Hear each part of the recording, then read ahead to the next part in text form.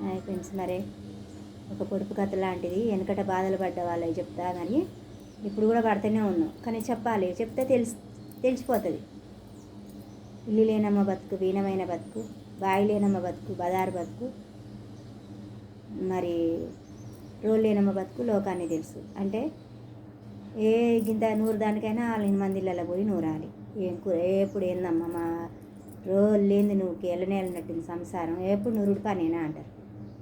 నీళ్ళకి పోయినామనుకో, 4 బిందెలు ఎత్తుకురా, నువ్వు మా నీళ్ళని దోడకపోతున్నా ఏంటి పిల్ల, ఇక మాకొద్దా అని ఎత్తి కొడుకు మాటలు. దీనికి ఏం పని లేదు. పొద్దునైతే మోసుడు పని, ఎడబోతుందో ఎన్నో, అగా బొక్క పెట్టిందో ఏమో ఎన్నో అంటారు. మరి ఇలాంటిది ఇల్లు లేదు అని అంటే అర్థమైంది. కిరాయి ఇళ్ళలో ఉంటే ఏమమ్మా ఇల్లు నీట్గా ఉంచినవా, నువ్వు నెల కట్టట్లేగా, నువ్వు నెల దాడితే నేను ఇయ్యను, రేపు వచ్చే నెల కాల్ చేయి అసలు అని అట్లా బెదిరింపిస్తారు. ఎంత నీట్గా ఉంచినా ఎంత పద్ధతిగా కట్టుకుంటూ వచ్చినా కూడా బజార్లో ఏడబడతాడో అడుగుతారు డబ్బులు.